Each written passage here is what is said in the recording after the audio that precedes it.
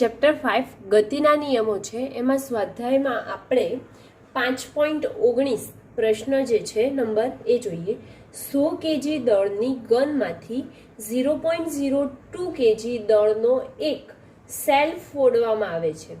ગનની નાળમાંથી બહાર આવતા સેલની ઝડપ 80 મીટર પર સેકન્ડ હોય તો ગન કેટલી ઝડપથી પાછી ફેંકાશે. શું કહે છે કે ગન છે એમાંથી કોઈ બુલેટ છોડવામાં આવે તો આપણને ખબર છે કે આપણને ઝટકો ક્યાં લાગે, પાછળ તરફ લાગે. તો જે ઝટકો પાછળ તરફ લાગે છે તો એ કેટલી પાછળ તરફ ફેંકાશે એ ઝડપ આપણે શોધવાની છે. તો સૌથી પહેલા અહીંયા આપણને શું આપ્યું છે તે લખી કાઢીએ. શું છે તો 100 કેજીની દળની ગન છે એટલે કે બંદૂકનું દળ, એને હું બંદૂકનું દળ છે માટે કેપિટલ એમ લઈ લઉં, બરાબર. કેટલું છે 100 કેજી. તેવી જ રીતે આપણને આપ્યું છે કે ગનમાંથી નીકળતી જે ગોળી છે, એક સેલ છે એ ફોડવામાં આવે તો એ ફોડવામાં આવે એનું દળ કેટલું છે, એટલે કે આપણે અહીંયા ગોળી જ કન્સિડર કરીએ તો ગોળીનું દળ સ્મોલ એમ ધારો કે લઉં તો સ્મોલ એમ કેટલું છે 0.02 કેજી છે. ઓકે. અને ગનની નાળમાંથી બહાર આવતા સેલની ઝડપ એટલે કે જે ગોળીની ઝડપ છે તે ગોળીની ઝડપ કેટલી આપી છે. હવે ગોળીની ઝડપ છે એટલે કે વીબી બુલેટની ઝડપ કેટલી લઉં આપણે અહીંયા આપી છે 80 મીટર પર સેકન્ડ. તો આપણે જે બંદૂક છે તે કેટલી પાછળ ફેંકાશે તે પૂછ્યું છે એટલે કે આપણે કોની ઝડપ શોધીશું, ગનની ઝડપ શોધીશું. ઝડપ કોની, બંદૂકની ઝડપ વીજી, ગનની ઝડપ વીજી બરાબર કેટલી આપણે શોધવાની છે, બરાબર. હવે આપણને એમ આપ્યું છે અને વી આપ્યું છે તો એમ અને વી આવે એવું એક જ સૂત્ર કયું, પી બરાબર એમવી એટલે કે વેગમાનનું સૂત્ર છે, બરાબર. તો આપણે વેગમાનના સૂત્રનો જ ઉપયોગ કરીને અહીં આપણે કરીએ તો વેગમાન સંરક્ષણનો નિયમ શું છે એનો ઉપયોગ કરીએ આપણે. કેમ કે આ જે છે એકવાર પહેલા જે પરિસ્થિતિમાં એટલે કે જો તે વ્યક્તિના હાથમાં હશે, ધારો કે આ ગન છે, બરાબર. તો ગન છે તો જ્યારે વ્યક્તિના હાથમાં હશે ત્યારે તેમનો વેગ ઝડપ કેટલી હશે, 0 હશે. ઓકે. તો વેગમાન જે છે એ અંતિમ પ્રારંભિક સમયે વેગમાન જુદું હશે અને અંતિમ સમયે વેગમાન જુદું હશે. કેમ કે પ્રારંભિક સમયે તેમની ઝડપ સ્થિર હોય તો કેવું થાય, એમની ઝડપ 0 થાય. માટે આપણે અહીંયા વેગમાન સંરક્ષણનો નિયમ લઈએ. વેગમાન સંરક્ષણનો નિયમ પરથી શું થાય, અંતિમ વેગમાન બરાબર પ્રારંભિક વેગમાન થાય. ઓકે. તો હવે આપણે જો અંતિમ વેગમાન જે છે તેના માટે આપણે કોનું લઈશું, અંતિમ વેગમાન બરાબર પ્રારંભિક વેગમાન, વેગમાન સંરક્ષણના નિયમ પરથી. પણ અહીંયા આપણે બંદૂક અને ગોળી એ બંનેનું લેવું પડશે. માટે અહીંયા લખીએ કે બંદૂક પ્લસ ગોળી બંનેનું એક સાથે વેગમાન લઈએ છીએ. ઓકે. તો બંદૂક પ્લસ ગોળીનું અંતિમ વેગમાન બરાબર બંદૂક પ્લસ ગોળીનું પ્રારંભિક વેગમાન. ઓકે. હવે બંદૂક અને ગોળી બંનેનું પ્રારંભિક અને અંતિમ વેગમાન જોવા જઈએ તો પ્રારંભિક વેગમાન મેં કીધું કે ઝડપ કેવી થાય, પ્રારંભમાં ઝડપ કેટલી થાય, 0 થાય. બંનેની ઝડપ પ્રારંભમાં સ્થિર છે માટે 0 થાય એટલે હું અહીં શું મૂકી દઉં, 0 મૂકી દઉં. હવે આપણે ખાલી અંતિમ વેગમાન લખવાનું રહ્યું તો અંતિમ વેગમાન શું લખીશું કે પી બરાબર એમવી થાય. તો આપણે એકવાર બંદૂકનું લખીશું તો પી બરાબર બંદૂક માટે જો ગન માટે લખવાનું આવે તો શું લખી શકીએ, એમ વી જી લખી શકીએ. તો અહીંયા પહેલા બંદૂક માટે લખીએ એમ વી જી પ્લસ ગોળી માટે પીજી ની જગ્યાએ શું લખીશું, બુલેટ. માટે પીબી બરાબર સ્મોલ એમ લીધો છે ગોળી માટે સ્મોલ એમ વીની જગ્યા અહીંયા શું છે બી, બુલેટની ઝડપ માટે MVB. તો અહીંયા આપણે શું લખીશું MVB. આવી ગયું અંતિમ વેગમાન. બરાબર. હવે આપણે જે કિંમત આપી છે તે સમીકરણમાં મૂકી દઈએ. તો એમ કેટલા છે 100. પછી વીજી તો આપણને ખબર જ નથી માટે વીજી એમના એમ પ્લસ એમ કેટલા છે સ્મોલ એમ 0.02 ઇન્ટુ વીબી કેટલા છે 80 મીટર પર સેકન્ડ બરાબર કેટલા લખીશું 0 જ લખીશું. તેથી 100 વીજી. હવે આ 100 વીજી વત્તા કેટલા થઈ જશે 100 વીજી વત્તા 0.02 ઇન્ટુ 80. 0.02 ઇન્ટુ 80 છે એને આપણે સામે લઈ જઈએ તો શેમાં જતા રહેશે માઇનસમાં જતા રહે માટે આ બાજુ લઈએ એટલે શેની સાઇન માઇનસની સાઇન 0.02 ઇન્ટુ 80. ઓકે.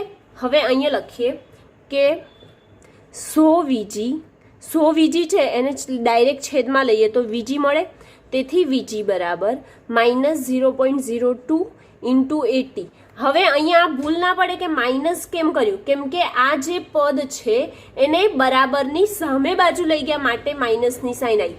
જ્યારે તે ડાબી તરફ હતું ત્યારે શેની સાઇન હતી પ્લસની, તો જમણી તરફ આવ્યું ત્યારે માઇનસની સાઇન એના માટે આવી છે. ઓકે. વીજી અને એના છેદમાં અહીંયા ગુણાકારમાં છે તો સામે જાય તો ભાગાકારમાં થાય તો ભાગાકારમાં લીધું માટે વીજી બરાબર. હવે આપણે કેલ્સીમાં ડાયરેક્ટ કરીએ તો શું આવે છે 0.016 મીટર પર સેકન્ડ. પરંતુ આની સાઇન કેવી આવશે માઇનસની આવશે. ઓકે.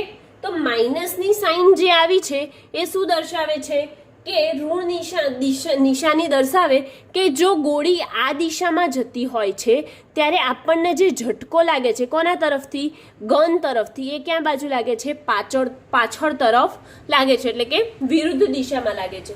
એટલે કે અહીં લખી શકાય કે ઋણ નિશાની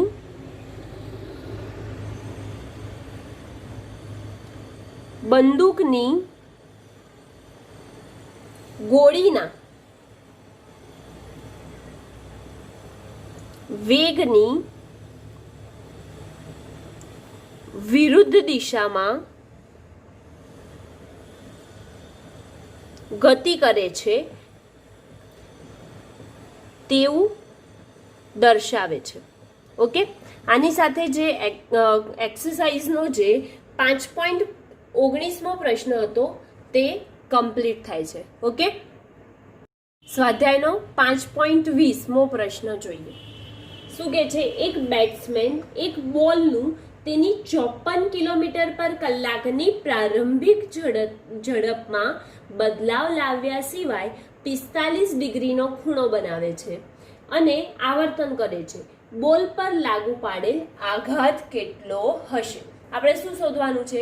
બોલ પર જે આઘાત લાગે છે તે આપણે શોધવાનું છે. અને બોલનું દળ અહીંયા 0.15 કિલોગ્રામ આપી દીધું છે. તો આપણને જે આપ્યું છે તે પહેલા અહીંયા બતાવી દઈએ. શું આપેલું છે? બોલની ઝડપ આપી છે એક તો અહીં લખીશું બોલની ઝડપ બરાબર 54 કિલોમીટર પર કલાક છે. બરાબર. અને એ ખૂણો કેટલો બનાવે છે? તો ખૂણો આપ્યો છે થીટા બરાબર 45 ડિગ્રી. અને તેમનું દળ એટલે કે કોનું? બોલનું દળ એમ બરાબર આપ્યું છે આપણને 0.15 કિલોગ્રામ. ઓકે. આપણે શું શોધવાનું છે? બોલ પર લાગતો આઘાત. બોલ પર લાગતો આઘાત એટલે કે વેગમાનમાં થતો ફેરફાર પી શોધીશું ને. બરાબર. તો આપણે વેગમાન શોધવાનું છે એમ સમજીને ચાલીએ. તો અહીંયા જે 54 છે 0.15 kg છે. હવે બોલ જેટલી સ્પીડથી જાય છે એટલે કે બોલર જે છે એ બોલ ફેંકે છે તો એ જેટલી સ્પીડથી જાય છે એટલી જ સ્પીડથી જે બેટ્સમેન છે પાછો ક્યાં આપે છે? રિવર્સ. એ કેટલા ખૂણામાં? આવર્તનમાં 45 ડિગ્રીના આવર્તનમાં ફેંકે છે. બરાબર. તો એના માટે આઘાત શોધવાનો છે. તો સૌથી પહેલા આપણે કરીશું કે જે અંતિમ વેગમાન, પણ અહીંયા જે છે કિલોમીટર પર કલાક છે તો એને મીટર પર સેકન્ડમાં ફેરવી દઈએ તો 54 ગુણ્યા 5/18 થાય કે ના થાય? ઓકે, તો 5/18 જે થાય એ શેમાં ફરી ગયું? મીટર પર સેકન્ડમાં. માટે 18×54 એટલે કે 15 મીટર પર સેકન્ડ બોલની ઝડપ આવી. હવે બદલ્યા સિવાય તે જ ઝડપથી બોલને ફટકારે છે કોણ? બેટ્સમેન. એટલે કે પ્રારંભિક વેગમાન ધારો કે P1 હોય જ્યારે બેટ્સમેન બોલર જે છે એ બોલને ફેંકે કોના તરફ? બેટ્સમેન તરફ. ત્યારે P1 અને જે અંતિમ વેગમાન છે P1 બરાબર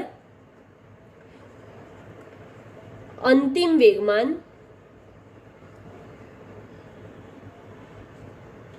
P2 બરાબર. પ્રારંભિક વેગમાન અને અંતિમ વેગમાન બંને કેવા છે? સમાન છે. તો આ બંને સમાન છે. જેટલા વેગથી આ દિશામાં બોલર ફેંકે છે અહીંયા બેટ તરફ એટલા જ વેગથી એટલી જ ઝડપથી બેટ્સમેન ફેંકે છે, પરંતુ તેનો ખૂણો કેટલો થઈ જાય છે? 45 ડિગ્રીનો. એટલે કે થોડુંક આમ નમી જાય છે, પરંતુ તેની સ્પીડ કેવી છે? 1 જેવી છે. માટે આપણે લખી શકીએ કે પ્રારંભિક વેગમાન અને અંતિમ વેગમાન છે તેમના મૂલ્યો કેવા હશે?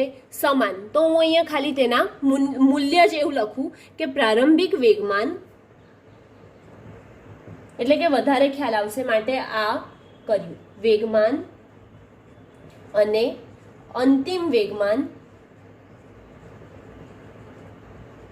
ના મૂલ્ય સમાન છે, સમાન થાય. ઓકે, મૂલ્ય સમાન થાય માટે આપણે લખી શકીએ કે P1 બરાબર P2 બરાબર mv. ઓકે, mv તો m કેટલું છે આપણી પાસે? 0.15 અને તેની ઝડપ કેટલી છે? 54 કિલોમીટર પર કલાક. પણ આપણે મીટર પર સેકન્ડમાં શોધી. કેટલી છે? 15 મીટર પર સેકન્ડ. તો હવે ગુણાકાર કરીએ તો કેટલું આવે છે? 2.25 ન્યૂટન સેકન્ડ આવે છે. 2.25 ન્યૂટન સેકન્ડ. ઓકે, હવે આ P1 અને P2 વચ્ચે કેટલો ખૂણો બને છે? આ P1 ગયું અને આ P2 આવ્યું તો કેટલો ખૂણો બને છે? 45 નો બને છે. તો 45 નો ખૂણો બને છે P1 સદિશ અને P2 સદિશ વચ્ચે. 45 નો ખૂણો બને. હવે આટલો ખૂણો બને તો આપણે શું કરવું પડે? પરિણામી વેગમાન શોધીશું. બંનેનું ભેગું થઈને કેટલું વેગમાન થાય? માટે પરિણામી વેગમાન સદિશ P બરાબર સદિશ P1 પ્લસ સદિશ P2. હવે P1 અને P2 જે છે એમની દિશા કાઢી દે, સદિશ કાઢીએ તો શું થઈ જાય? ચોથા ચેપ્ટરમાં શીખી ગયા. P બરાબર under root P1 plus P2 plus 2P1 P2 cos theta હતું આવું સૂત્ર. તો બસ આપણે એ સૂત્રનો ઉપયોગ કર્યો અહીંયા. હવે આ P ની જે કિંમત છે તે શોધવાની છે માટે P બરાબર P1 અને P2 બંનેના મૂલ્ય કેવા છે? અહીંયા આપણે લખ્યું સમાન છે માટે P1 બરાબર P2 અહીં લખ્યું છે. ઓકે, તો અહીંયા આપણે કાં તો P1 લઈ લઈએ કાં તો P2 લઈ લઈએ. બંનેની જગ્યાએ P1 બરાબર P2 છે તો હું અહીંયા P2 ની જગ્યાએ P1 મૂકું છું. તેથી P1 plus P1 square plus P2 square plus 2P1 P2. તો P1 square plus P1 square plus 2 P1 ગુણ્યા P1 એટલે P1 સ્ક્વેર cos 45 થાય. તો અહીંયા cos 45 મૂક્યું બરાબર. તેથી P બરાબર અંડરરૂટ P1 સ્ક્વેર કેટલું થઈ ગયું? આ P1 સ્ક્વેર આ 2P1 સ્ક્વેર. એટલે કે આ બધામાંથી જો હું P1 સ્ક્વેર કોમન કાઢું તો શું મળે મને? P1 સ્ક્વેર બરાબર શું બચ્યું? 1 પ્લસ અહીં શું બચ્યું? 1 પ્લસ 2 ઇન્ટુ cos 45 ની કિંમત ત્રિકોણમિતિમાં આપણે cos 45 ની કિંમત કાઢી હતી. કેટલું? 1/√2. તો અહીંયા લખીએ 1/√2. હવે P1 સ્ક્વેર છે, આ આખો વર્ગ છે તો વર્ગ અને વર્ગમૂળ આના પરથી કેન્સલ થાય કે ના થાય? થાય. વર્ગ અને વર્ગમૂળ કેન્સલ થાય માટે અહીંયા શું લખીશું? P બરાબર P1 અને વર્ગમૂળમાં 1 પ્લસ 1 કેટલું થાય? 2 પ્લસ 2 ઇન્ટુ હવે આ 2 છે 2 છે એટલે કે વર્ગમૂળ 2 ગુણ્યા વર્ગમૂળ 2 લખી શકાય. કોને? 2 બરાબર વર્ગમૂળ 2 ગુણ્યા વર્ગમૂળ 2 લખીએ તો વર્ગમૂળ 2 ગુણ્યા વર્ગમૂળ 2 ભાગ્યા વર્ગમૂળ 2. એક વર્ગમૂળ 2 કેન્સલ, બચ્યું શું? p બરાબર p1 અંડર રૂટ 2 પ્લસ વર્ગમૂળ 2. વર્ગમૂળ 2 એટલે કેટલું થઈ જશે? 1.41, બરાબર ને? 1.41 થાય. તો હવે આપણે તેની કિંમત મૂકીશું બધાની. p1 ની કેટલી શોધી હતી? 2.25. અને આમનો સરવાળો કરીએ તો 2 વત્તા 1, 2 વત્તા 1 એટલે 3 પોઈન્ટ. આ પોઈન્ટ પછીના તો એમના એમ રહેશે. 414 એમના એમ રહ્યા. હવે કરીએ તો તેથી p બરાબર આને વર્ગમૂળમાંથી કાઢી અને તેમનો ગુણાકાર કરીએ તો આપણો જવાબ કેટલો આવે? 2.25 ગુણ્યા વર્ગમૂળમાંથી કાઢીએ તો 1.8477 આવે છે, બરાબર.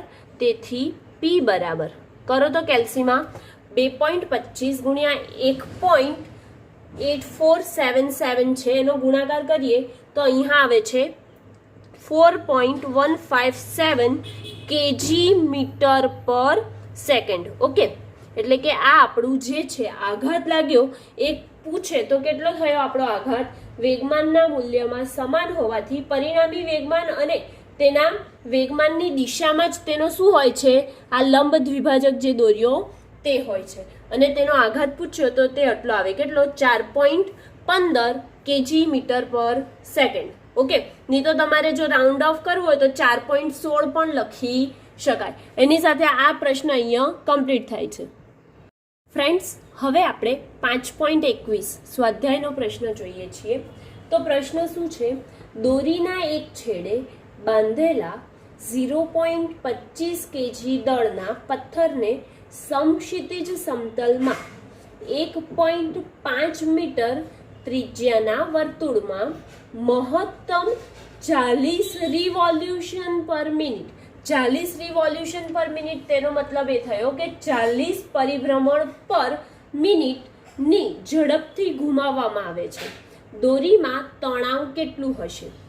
જો દોરીમાં મહત્તમ તણાવ 200 ન્યૂટન હોય, ખમી શકતું હોય, તો તેની મહત્તમ ઝડપ પથ્થરને ઘુમાવી શકાય. એટલે કે કેટલી મહત્તમ ઝડપથી જે પથ્થર છે તેને ઘુમાવી શકાય તેવું પૂછ્યું છે. તો હવે એક વ્યક્તિ અહીંયા આ જગ્યાએ આવી રીતે ઊભો છે અને તેના હાથમાં એક દોરી છે અને દોરીને આમ કેવી રીતે ઘુમાવે છે? તેના વર્તુળાકાર માર્ગે ઘુમાવે છે, બરાબર. હવે એ વર્તુળાકાર માર્ગે ઘુમાવે છે તો તેનું મહત્તમ તણાવ બળ કેટલું કીધું અહીંયા આપણને? 200 ન્યૂટન. તો મહત્તમ તણાવ બળ T બરાબર 200 ન્યૂટન હોય અને તેનું દળ કીધું છે m બરાબર 0.25 કેજી.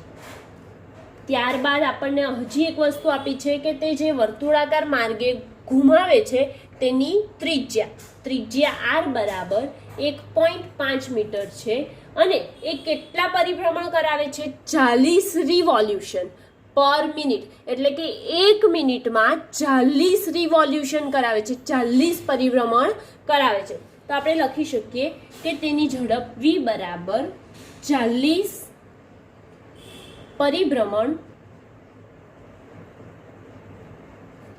પર મિનિટ.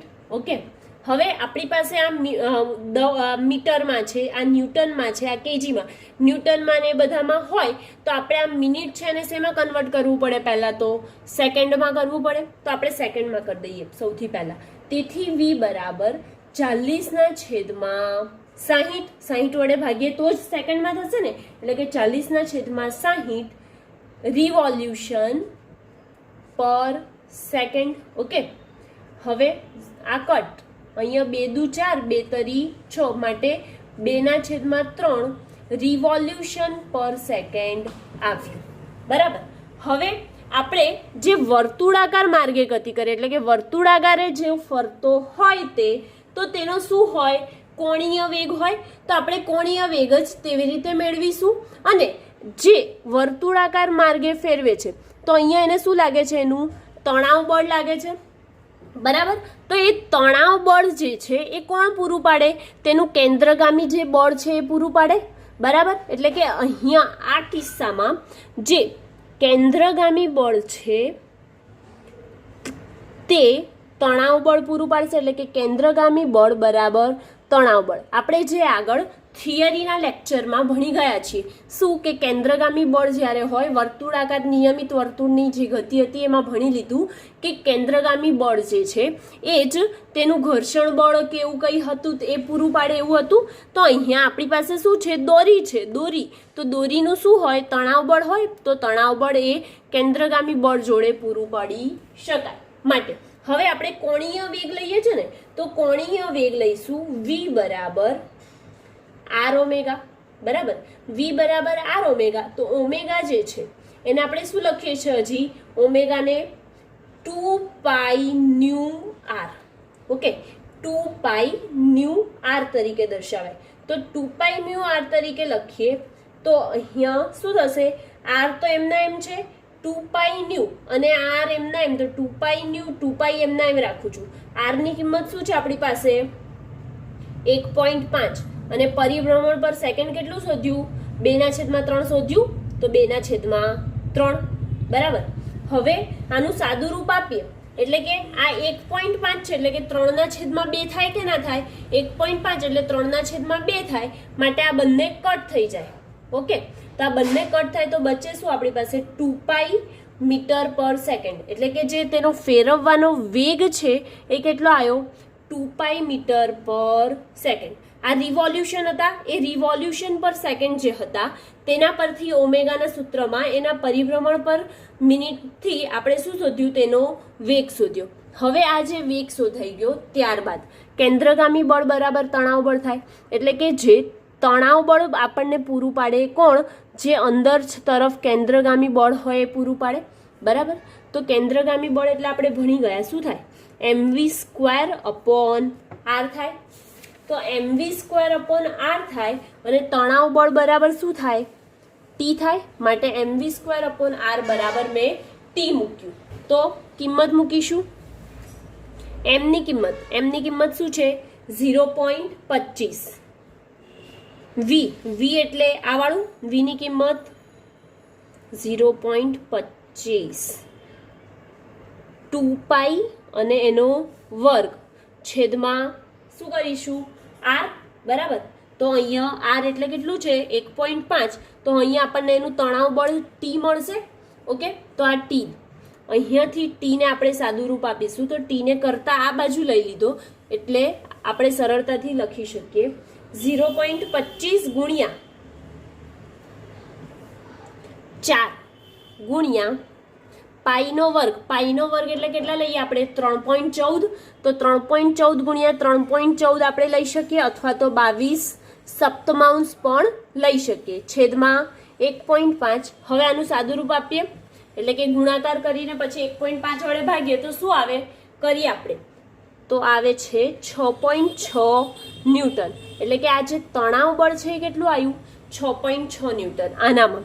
પણ આપણને એવું પૂછ્યું કે જે તે પરિભ્રમણ કરે કોણ? જે આ પથ્થર લગાડેલો છે એ પરિભ્રમણ કરે તો મહત્તમ તણાવ બળ માટે તે મહત્તમ ઝડપ કેટલી હશે? એટલે કે આપણે મહત્તમ ઝડપ શોધવાની છે. તો સૌથી પહેલા mv² મેક્સિમમ લેવું પડશે ને. તો mv² મેક્સિમમ અપોન આર બરાબર ટી મેક્સિમમ. આપણી પાસે m ની કિંમત છે, r ની કિંમત છે. આ વાળું શું છે? મહત્તમ જે છે તે શોધવાનું છે અને તણાવ બળ આપી દીધું છે. સૂત્રમાં આપણે એની કિંમત મૂકીએ તે પહેલા હવે હું અહીંયાનું રફ કરું છું તો તે પહેલા તમે વિડીયો પોઝ કરીને ઉતારી શકો છો.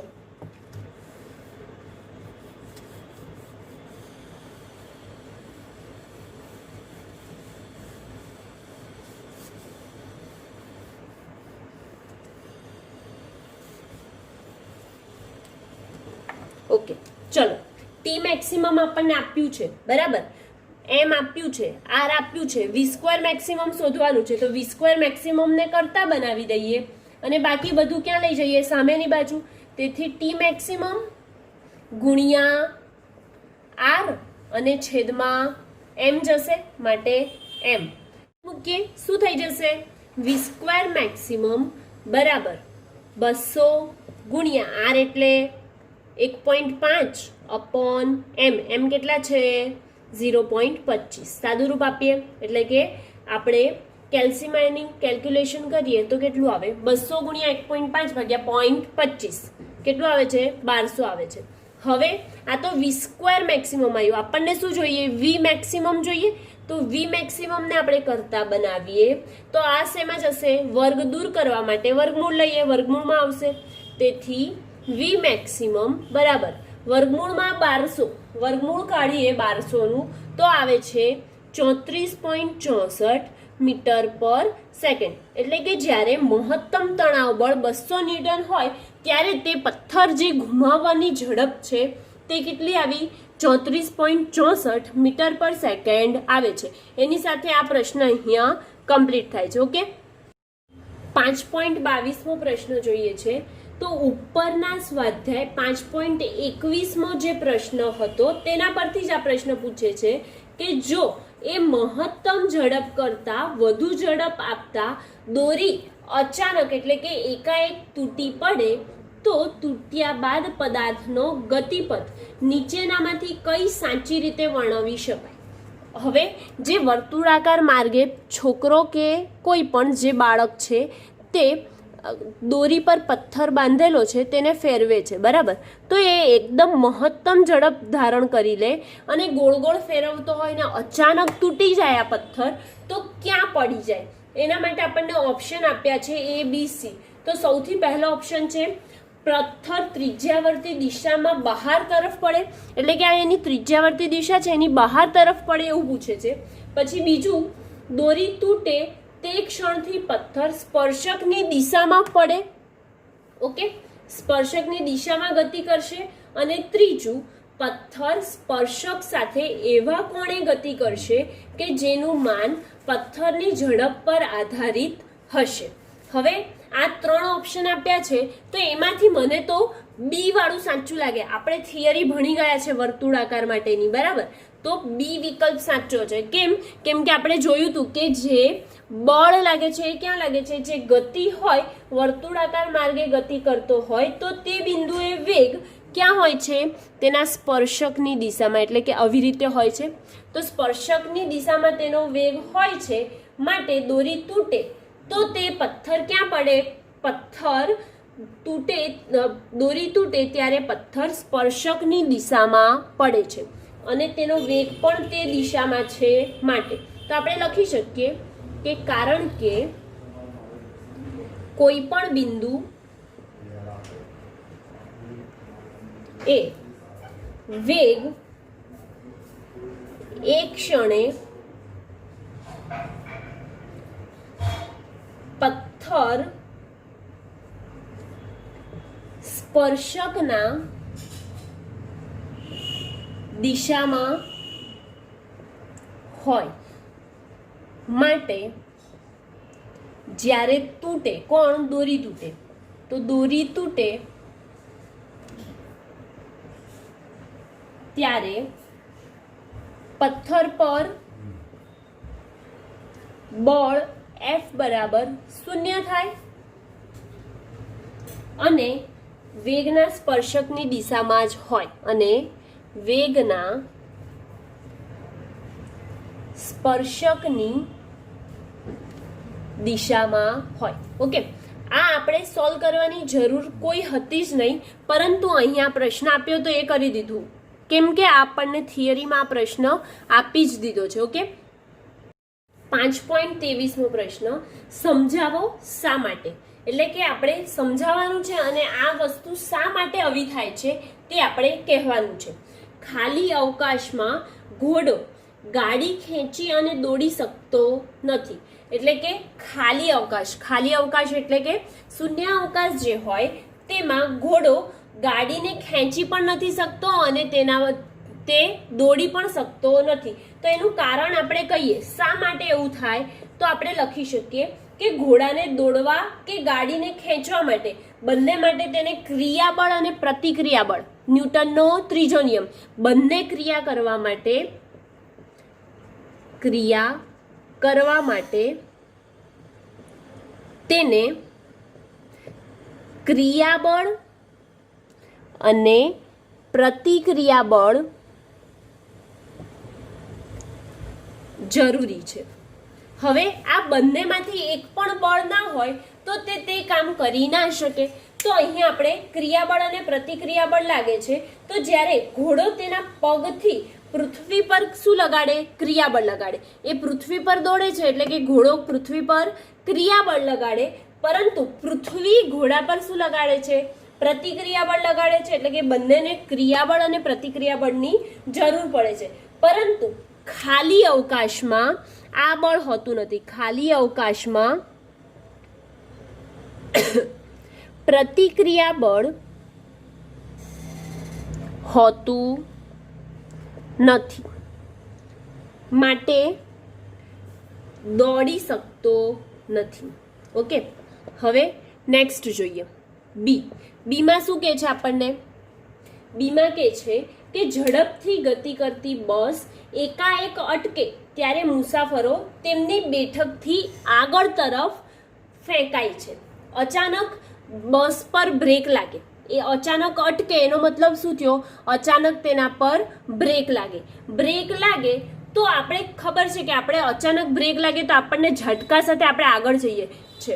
તો તેનું કારણ શું? તેનું કારણ આપણે થિયરી જે લેક્ચર થયા હતા તેમાં આપણે જોઈ લીધું હતું. શું કારણ હતું? કે ઝડપથી ગતિ કરતી બસમાં જડત્વના કારણે મુસાફર પણ શું કરે છે? ગતિ કરે છે.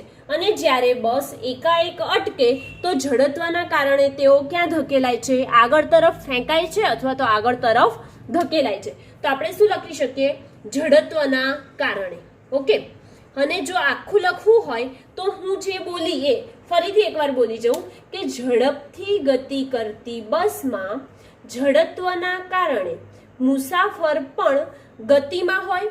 જ્યારે બસ એકાએક અટકી જાય ત્યારે જડત્વના કારણે મુસાફર તેમની આગળ તરફ ધકેલાય છે. હવે એનું કારણ ખાલી આપણે લખ્યું કે ઝડત્વના કારણે. ઓકે, હવે સી. નેક્સ્ટ ક્વેશ્ચનમાં શું પૂછે છે કે ઘાસ કાપતા મશીનને ધકેલવા કરતા ખેંચવાનું સહેલું છે. એટલે કે કોઈ વસ્તુ છે એને આમ ધક્કો મારવા કરતા એને ખેંચવું સહેલું પડે છે જ્યારે ઘાસ વાળું મશીન હોય ત્યારે. તો એનું કારણ શું?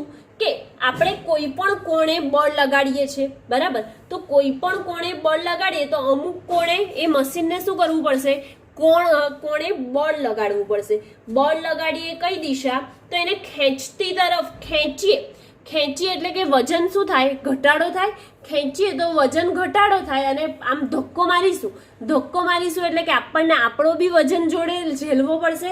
જ્યારે ખેંચીશું ત્યારે ખાલી માત્ર પેલો જ વજન હશે, માટે વજન ઘટે છે. ક્યારે?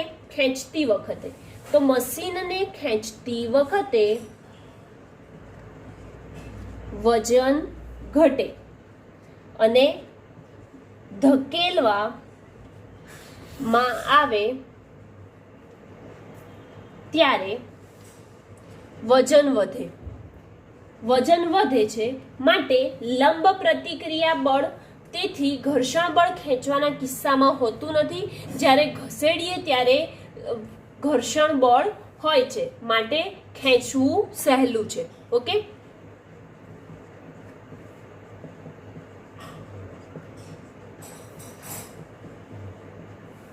ફરીથી એકવાર બોલી જાઉં જો તમારે લખવું હોય તો. ઘાસ કાપવાનું મશીન અમુક કોણે બળ લગાડે છે. બળનો શિરોલંબ ઘટક ખેંચતી વખતે અસરકારક વજન ઘટાડે છે અને ધકેલવામાં અસરકારક વજન શું થાય છે? વધે છે. તો હવે એના માટે લંબ પ્રતિક્રિયા બળ અને ઘર્ષણ બળ ખેંચવાના કિસ્સામાં કેવું લાગે છે? ઓછું લાગે. ક્યારે? ઘર્ષણ બળ અને લંબ પ્રતિક્રિયા બળ કેવું લાગે છે? ઓછું લાગે છે. ઓકે, માટે આપણે ખેંચવું સહેલું પડે છે. હવે ચોથો ક્વેશ્ચન પૂછ્યો છે આપણને કે ક્રિકેટર કેચ પકડવા દરમિયાન તેના હાથ પાછળ તરફ ખેંચે છે.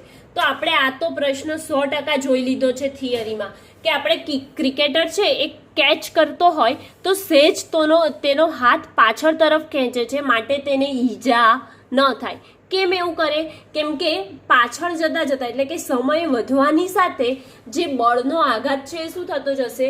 ઓછો થશે. એટલે કે વેગમાનમાં થતો ફેરફાર જે છે એને વધારે સમય લાગે છે, અને વધારે સમય લાગે માટે આઘાત જે છે કેવું થઈ જશે?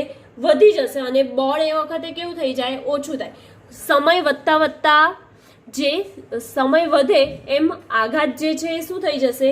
વધશે, પણ બળ એ વખતે કેવું થશે? ઓછું થશે. માટે ક્રિકેટર જે છે એ બોલને હાથ પાછળ તરફ ખેંચે છે, બોલને કેચ કરતી વખતે.